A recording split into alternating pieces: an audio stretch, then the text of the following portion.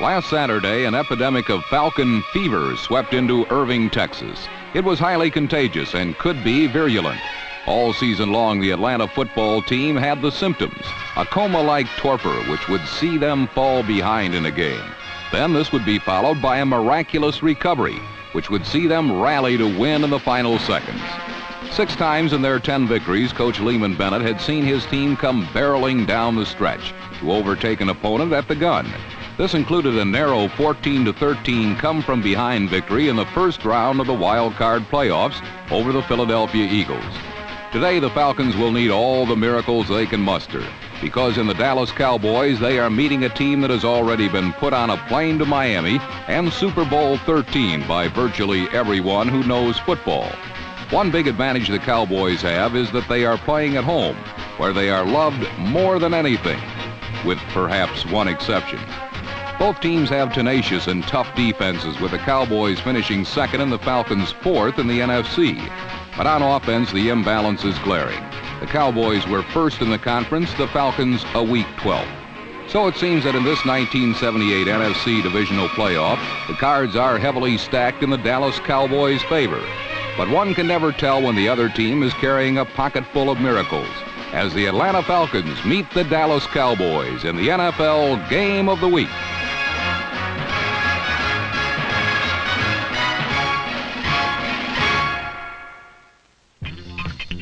The Cowboys wasted no time in weaving a web of offensive magic.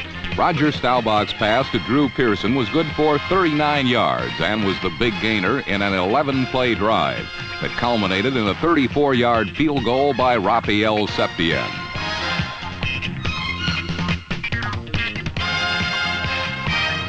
When the Falcons got the ball, they took immediately to the air, where Steve Bartkowski to wide receiver Billy Reichman was good for 22 yards.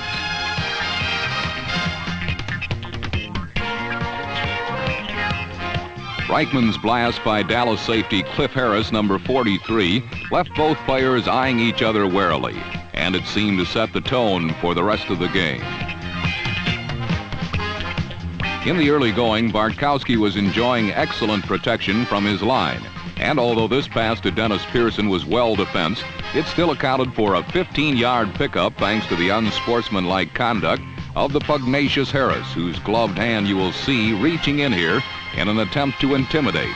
It's one thing to be naughty, but it's downright dumb to be naughty right in front of the law.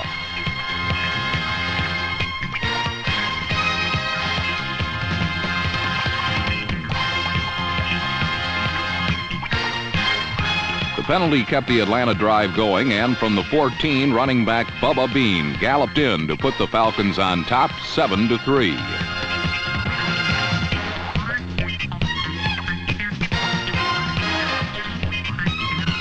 A repeat shows that Bean had plenty of room to maneuver thanks to some crisp blocking by the Atlanta line. While the Falcon offense had left its calling card, the defense was about to make a big impression on Roger Staubach.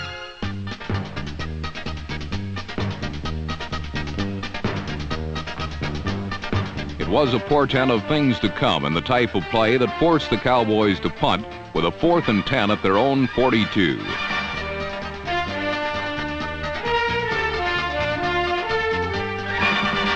Danny White's fake punt was good for 12 yards and the first down. From there, fullback Scott Laidlaw, number 35, barged his way forward for 21 yards.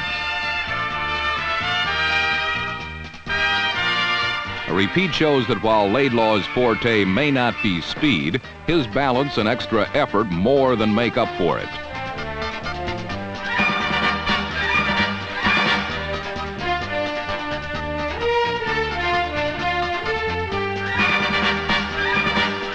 Staubach was using all the Dallas offensive variables as he continued to drive on the Atlanta goal. A swing pass to Tony Dorsett coming out of the backfield was good for a pickup of 9.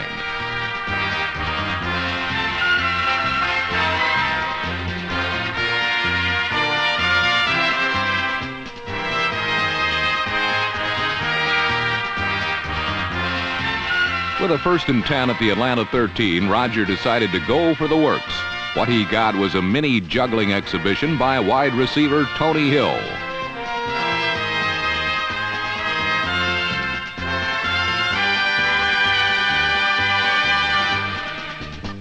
A repeat shows that Hill was definitely outside the field when he got possession, but without the bobble, it might have been a score. It didn't matter, though, because on the next play, Scott Laidlaw laid a straight course for the end zone, and the Cowboys led 10-7. On a repeat, watch the Dallas guard on the right of the screen pull out, go to his left, and neutralize number 54, Atlanta linebacker Fulton Kuykendall. The key block was thrown by Herbert Scott, a 260-pounder from Virginia Union. From another angle, we can see that the hole was big enough to leave Laidlaw unscathed until he met some token resistance at the goal line.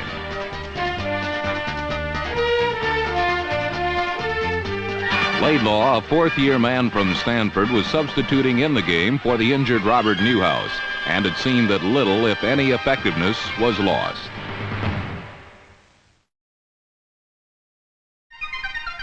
Now, late in the first quarter, was time for Steve Bartkowski to meet the ever-lurking, ready-to-pounce Doomsday. Linebacker Thomas Henderson got him on a blitz for a loss of 8. 2 plays later, it was Too Tall Jones and a loss of 11. Watch number 72 at the bottom of the screen, and you'll know what it's like to get caught in a Buffalo stampede.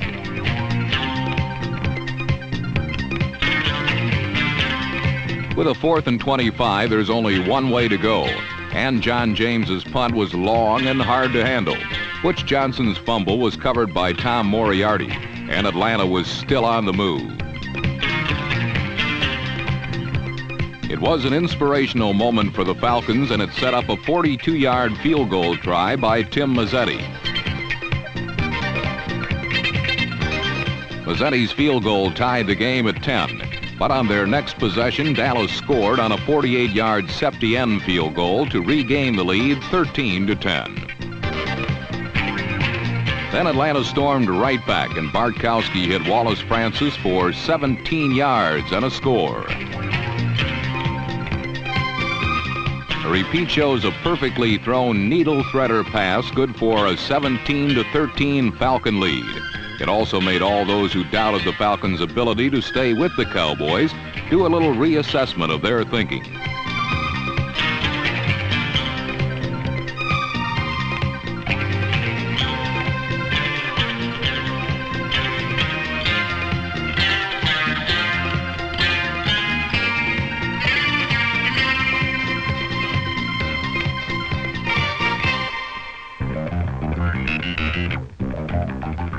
On the next series, Dallas had the ball for only one play, which was a Tony Dorsett fumble, recovered by Atlanta's Tom Pridemore, number 27, on the Dallas 30. The Falcons were in business again. But once again, it was the Dallas defense, led by the gritty Cliff Harris, that saved the day by bringing the Falcon drive to a quick halt.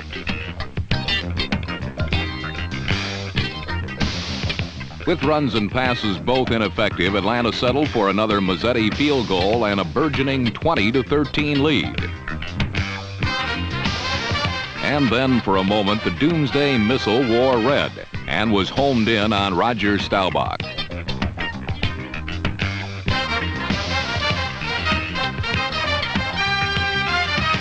The hit and roughness penalty were both by linebacker Robert Pennywell. And had he given Staubach a penny for his thoughts, he would have been gypped, because Roger wasn't having any. Staubach's stillness was frightening, and worries about the NFC Championship and the Super Bowl took a back seat to worries about the man himself. After what seemed an eternity, Danny White moved onto the field to take Roger's place at the Dallas helm. It was an unenviable task. The biggest relief of the day came when Roger was able to walk with assistance to the sideline. The injury was diagnosed as a concussion, and for number 12, the game was over. For Dallas, it was not a good way to end the half. down 20-13, the leader gone. The substitute quarterback cold and perhaps a little shaken himself. There was adversity rampant here, and it would take a team of iron character to overcome it.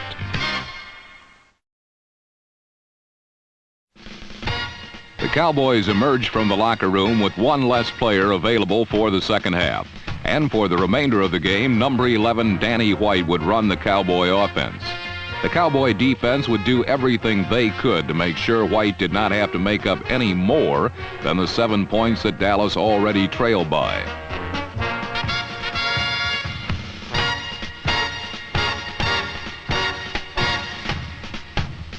The Dallas D did all that could be expected.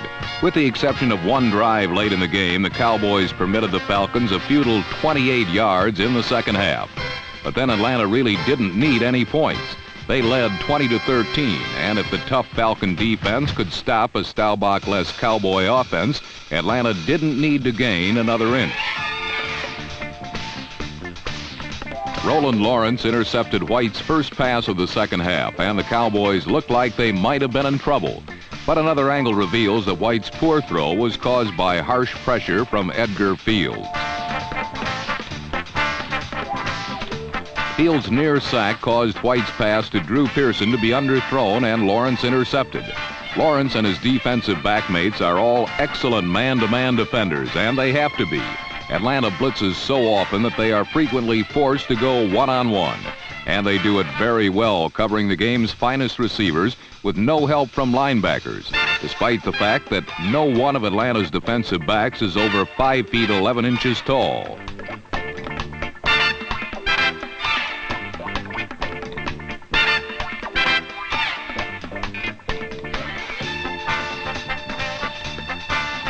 Lawrence, number 22, is the best of Falcon protectors of the deep. And though the Cowboys kept trying to bomb the singled-up secondary, they could not explode or exploit Atlanta's defensive backs. Instead, White found success by rolling out to avoid Atlanta's blitzing linebackers and throwing short into their coverage areas. With these shorter passes, Dallas was taking advantage of Atlanta's blitz. On this play, right linebacker Greg Brazina, number 50, has blitzed, and White's pass goes directly at his vacated area.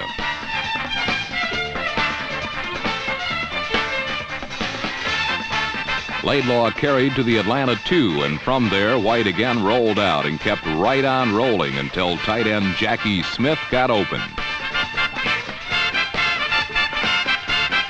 In the middle of the third period, White had led Dallas to a tie at 20. And on the Cowboys' next series, Staubach's stand-in had them rolling again. On this possession, White mixed in some Dorsett driving before again testing Atlanta's secondary with a 6-point shot.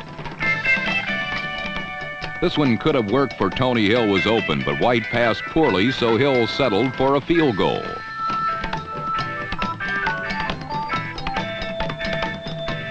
A 22-yard completion to Hill brought Dallas across midfield, where number 54, Fulton Kuykendall, blitzed, and White, as a last resort, dumped a safety valve to Dorsett.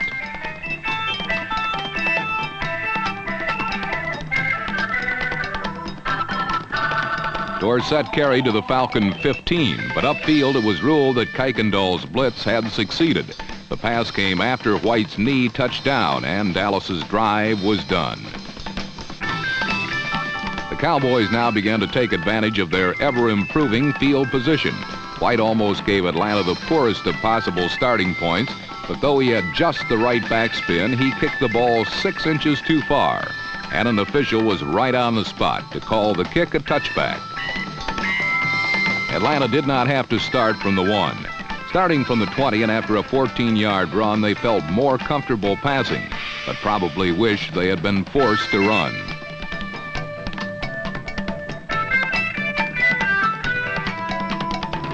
Aaron Kyle was a classic example of being in the right place at the right time, as he collected a pinball interception and returned it to the Atlanta 40. A look at the play from up top reveals that Bartkowski's pass to Alfred Jackson was overthrown. Cliff Harris kept the ball alive, and Kyle had an interception.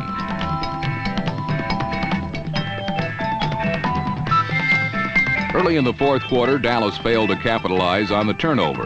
But when Atlanta punter John James got off just a 10-yard punt from his own 20, Dallas was just 30 yards from the go-ahead score.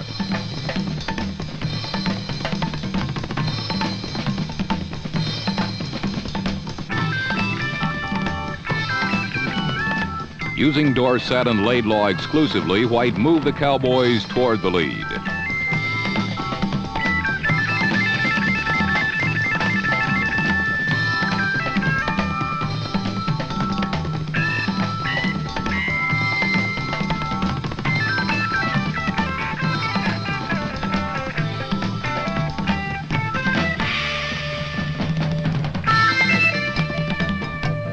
A 1-yard dive by Laidlaw gave Dallas the lead 27-20 and gave the unheralded running back his second touchdown of the day. The Cowboys led by 7, but with 10 minutes to go in the game, there was certainly enough time for the late-game lightning Atlanta Falcons to score at least once.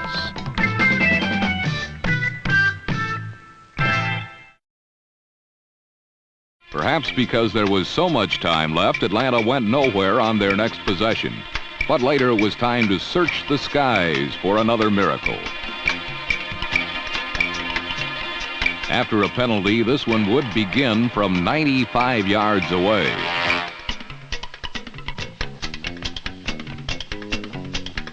The magic was still there as Charlie Waters' interception came on a play when Dallas was called for a penalty. Still alive, the Falcons continued to move toward what they were sure was going to be the tying touchdown.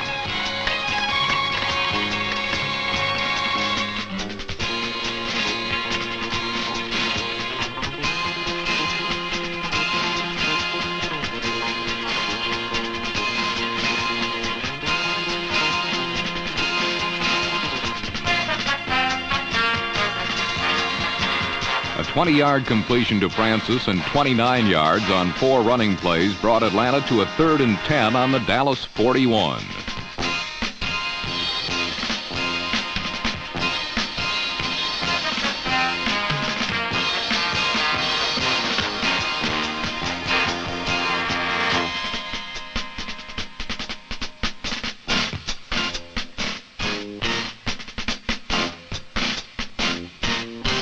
A great pass from Bartkowski to Francis gained 99% of the needed 10 yards.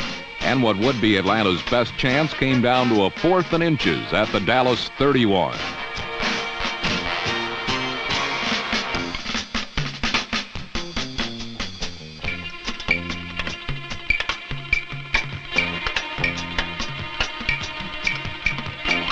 Another Atlanta courageous comeback would come down to a measurement to see if the Falcons would fly again.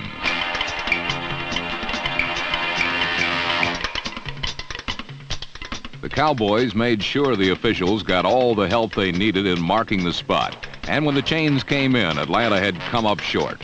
The Cowboys had stifled this Falcon chance, but Dallas could not run out the clock. And Atlanta got one more chance with 48 seconds left. But world champions do not allow late comebacks, no matter how good the story. And as number 43, Cliff Harris, dropped deep into the miracle zone, Dallas put Atlanta down for the final time.